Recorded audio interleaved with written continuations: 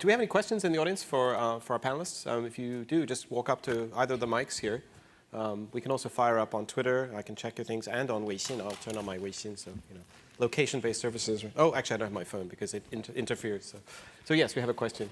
My question is for David. It's about the innovation and the strategy for Tencent.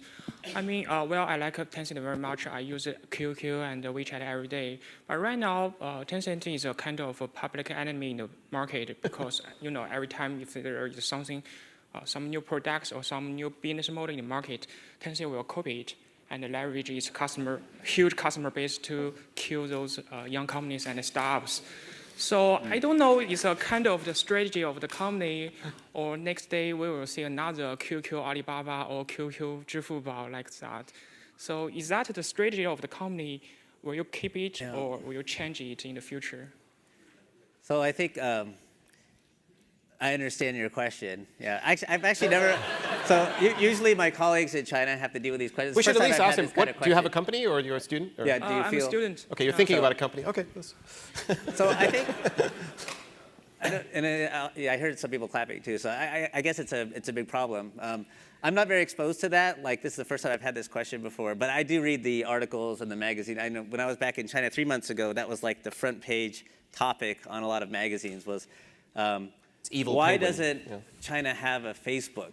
Because Tencent kills every company. It was something like that. It was like, didn't make sense to me. I thought like, hey, we're the Facebook in China, and like we were been around before Facebook, but somehow we killed Facebook. I didn't really get it. So obviously, like I'm gonna have a defensive answer to that. But I think you're right. Like we offer a lot of kinds of services, and if one of our services does well, I guess that means someone shrink. I mean, it's not necessarily the case that like if we do well, someone has to shrink. I think there's a scenario where like there's many cases where we grow, like in games, like may have great games with really huge numbers, but there's all kinds of other gaming companies out there that are doing fine. It just really depends on the game. So, I don't really know what to say. It's not a strategy of the company to see smaller companies not do well. That's certainly not the way we think about it, but we definitely target certain areas that have been sensitive. I think like when we did our browser and the browser really grew, that was sensitive. I guess there's a huge debate when we went to antivirus, and then it became very public with the company 360, and let's not even go there because it's just like, I think people like took sides without even knowing exactly what was happening. But like, yeah, I mean, it's sensitive when we go into different areas. I think we're aware of that. What we do though as a company is we find areas we think are strategic and add a lot of value to our users, and we definitely are gonna offer a solution there. To try to be more, I think we went through a long period of time as Tencent where we pretty much did everything ourselves. And for a long time at Tencent, we didn't invest in other companies either. This was kind of Duncan's point earlier. So I think that that didn't give us many opportunities to share in our success with other companies, but I think we're doing a lot more investing now. We tend to invest, actually in China, we don't tend to acquire companies. We tend to like invest 10 or 15% in companies. And I hear from our M&A team that we may do up to like 100 deals this year. So there's like 100 companies in China alone. There's probably like 100 companies that are getting money from us, and hopefully they're not bad-mouthing us, but you never know, right?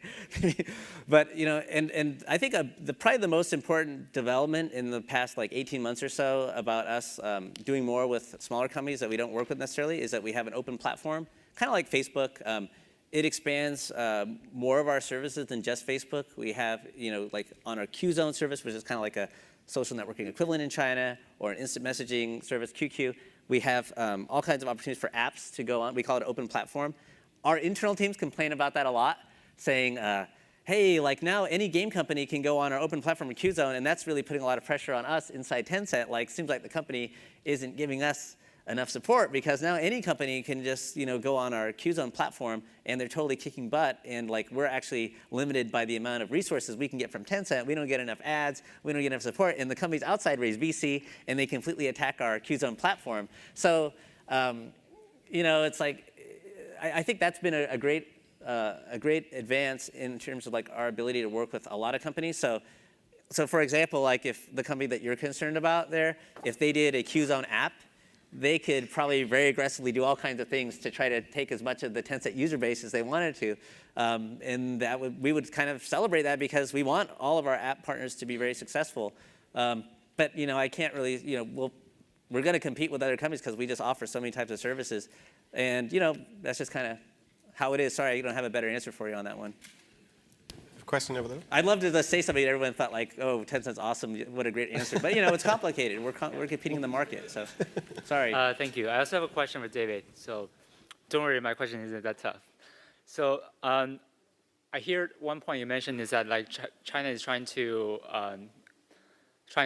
spread their own like iPad, their own Apple, stuff like that. And I'm curious about how would you exactly do that?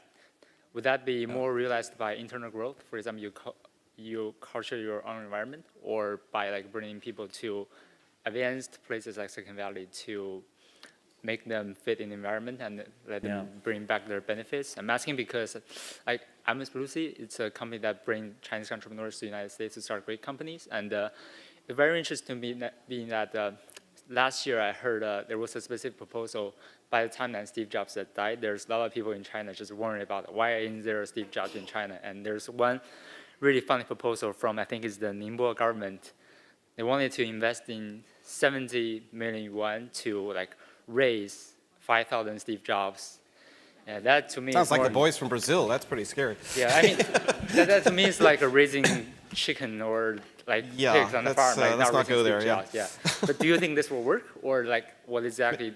And maybe Lucy, we can ask that as well. work? Just generally, how did I think China? it's such a difficult question. Like, what really leads to innovation? And it's something very unique to us right here in Silicon Valley, especially Stanford, kind of at the center of it all. It's a great discussion for everyone in the room here. I don't claim to have all the answers on it, but I have thought about it a little bit recently because we were having discussions on this internally. I think at the end of the day, just one idea that comes to mind is I think people really benefit to be innovative from being interdisciplinary. 就是他们需要就是一个很好的传承人，要了解很多不同的范围的事情。他要了解数学，他要了解艺术。这个 Steve Jobs 老师这么说，说艺术也很重要，技术也很重要。他是艺术家，他是用技术做艺术家嘛，所以他是合并了很多不同方面的这个叫做 discipline， 就是很多方面的这个 knowledge know-how 是吧 ？I think this is very important. Like, how do you actually encourage people to integrate? I don't know enough about the Chinese education system. I didn't go through it myself, so I can't say like this is how the Chinese education system works. But my sense is like, generally speaking, it tends to lead you in a certain direction. Like you're going to be an engineer, you need to get good grades. In fact, you need to be like a genius at math and all this stuff. But like, are people saying, and it's also pretty cool if you know how to play guitar and you're a painter. I think like somehow like that doesn't really enter the picture in China very often. It's not just only the education system. I think it's also cultural. I think it's like maybe even parents. I'm a parent too. We should all, like everyone in the society can kind of share some of the blame. It's pretty much how it is. Honestly, like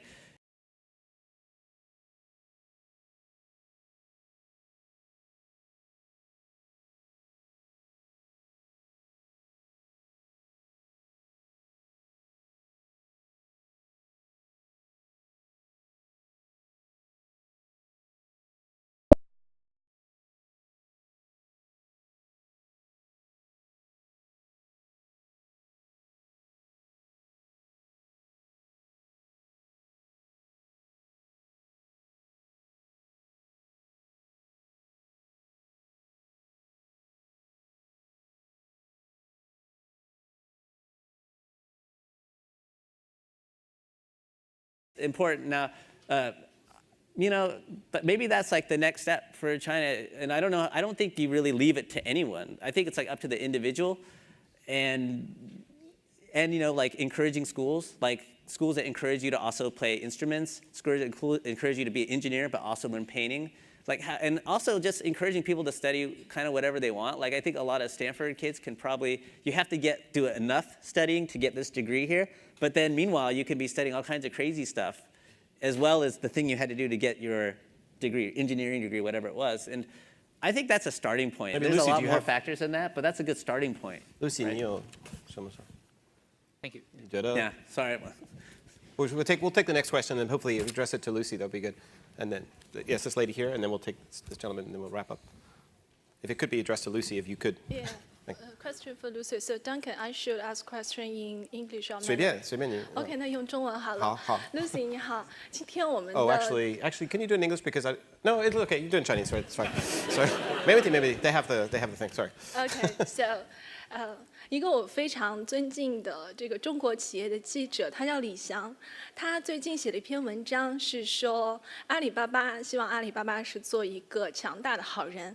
刚才听您的演讲，我也相信阿里巴巴确实是在这样做一个强大的好人。那今天我们的这个 topic 是关于这个商业模型的创新，那我想商业模型的创新多少跟组织结构的创新是有关系的，因为我正好看到您的这个 title 是 Chief People Officer， 所以我想这应该是一个阿里巴巴比较独特的一个组织结构创新的结果。那究竟是什么动机造成了这样的一个比较新颖的岗位的诞生，以及您作为这个 Chief People Officer， 作为阿里巴巴集团，您的主要的使命和职责是什么？谢谢。对我从阿里巴巴成立第一天开始，其实我的主要的工作是 HR， 所以这个其实马云说过，他说在阿里巴巴2个工作是最不好做的，一个是 marketing， 一个是 HR， 因为别的他都不懂。这2个他最懂，所以他可以随时随地以任何方式 challenge。当然这是开玩笑，但是其实说明就是说，这个阿里巴巴从成立第一天开始就非常重视人、重视团队、重视文化。所以其实阿里巴巴在还是一个 startup 的时候，我们就有很多跟文化有关的一些定义、一些要求，然后就是那种氛围，或者说大家怎么互动、怎么沟通的这些很多约定俗成的这些东西，我们把它叫做 core value。那么这个事情就是这13年来一直没有改变过。一直没有改变过，所以呢，第一个要回答你的问题就是说 ，Chief People Officer 这个不是一个就是对阿里巴巴来说，它是一个很我自己觉得这是，当然不是我自己觉得啊，但对阿里巴巴来说，它是一个非常非常重要的，就是在各个 business 里面，它的 HR partner 是一个非常非常重要的一个 role， 因为我们这所有的生意，所有的这个要服务客户，都跟团队有关。然后第二个呢，就是说阿里巴巴在 HR 或者在文化的这个体系上面，我们对于这种文化价值观的这种要求，其实是非常具体而细节的，不是就是口号啊，也不是一个只是一个理念啊，有很多具体的要求，比如说他会跟他的跟他的绩效考核这些都是有关系的，然后跟他平常很多很具体的要求，他的主管跟他的沟通，跟他的这个，包括我们给主管给所有管理团队的这个要求。它的业绩部分只占40%，就是说到具体一点，最后你怎么去给他就是评价他年底1年下来的这个 performance， 它的直接的业务部分只占40%，还有30%是跟他的这个团队的这个氛围啊，这个人才梯队培养啊这些有关，然后还有30%呢是跟他的这个个人，就是说。给这个团队创造了一个什么样的氛围，这些东西有关，所以这个比重是非常重。所以我想阿里巴巴就是我们在文化和人才结构方面的话，有非常多的系统和这个和很多的这个管理结构在支撑，它不完全是虚的东西，所以这个是我想回答你的这个。最后的问题, this last one, because you've been very patient, but super quick and quick answer, sorry. Okay, then one very quick question. Everyone's very excited about Weixin/WeChat. What is the grand vision? I really appreciate that. That's really nice. You didn't work for Tencent? No, okay. No. She didn't work for Alibaba, I think. Well, I think, it's doing well in China. It's actually the first time ever that it seems like we've been able to appeal to the people in this room. It's the Gangnam Style app, right? I mean, it's transcending People Asia. are like, yeah, like older people are willing to use it, people that are like white collar workers. So that's really exciting. I don't think we did anything special to get that. It's just like the first time it happened. I think because we started on smartphones and maybe in the early stages, the people using the service on smartphones happen to be like more like white collar workers or kind of more elitist, in the context of China. I hate to use that term, but kind of higher end users. Like for every product at Tencent, we just iterate. We work very closely with customers. We try to understand their needs, and we just keep iterating. So I think that's there's going to be a lot of more services coming up, but it's really coming out of deep interactions with WeChat users. One thing that's really exciting, particularly from my perspective, as the international guy at Tencent, is that it started growing pretty rapidly outside of China. It's the first time ever I can remember we had a Tencent product that organically grew a lot. I think we're #1 in not just Greater China, like Hong Kong, Taiwan, but also Malaysia, Singapore, Vietnam, Thailand, think Saudi. We were like really strong in Turkey a couple weeks ago. I don't know where we are right now. I'd have to check. But we were like #1 for a couple weeks in Turkey. Like we were doing really strong in Saudi Arabia and some other countries. So that was all really organic. So that's very exciting. I'd love to see us do more internationally. We have a small team that's working on getting us. Actually, we don't do a lot of marketing necessarily. We really try to cater the product to the users in other countries. So that's pretty challenging for us to think deeply about Chinese users and think deeply about like Western users, like people around here in Palo Alto, like talking to users around here, and doing both of those well at the same time, because that's really never been done before, at least in like communication services or social networking. Like I don't think there's been a service that's truly like covered China and the West before. So it's a really big challenge. Like, I mean, Facebook's big, but they're not really in China, and like, we've done things in China, we're not out here. So that's a challenge because the China market's like at least twice as big as US. So any request coming from China is like going to have more magnitude than even something from the US because it's more than twice as big, and it's growing. And the US has pretty much stopped. But even the though technology shift to the mobile that maybe brings it to the next level. Yeah. So if I'm kind of muddling through an answer, that's because like that's kind of where we are. We're going step by step. We're focusing on users. We're trying to get the product to be more attractive to users outside of China. At the same time, like improving it in China. I'd love to see it get more traction. I'm actually really happy that you raised the question. That's nice because it's the first time anyone ever cared about a Tencent service outside of China that I can remember. So thank you. Yeah. Great. Thank you. Appreciate it. All right, we're done. Oh, thank you very much, David and Lucy. A big round of applause. Very.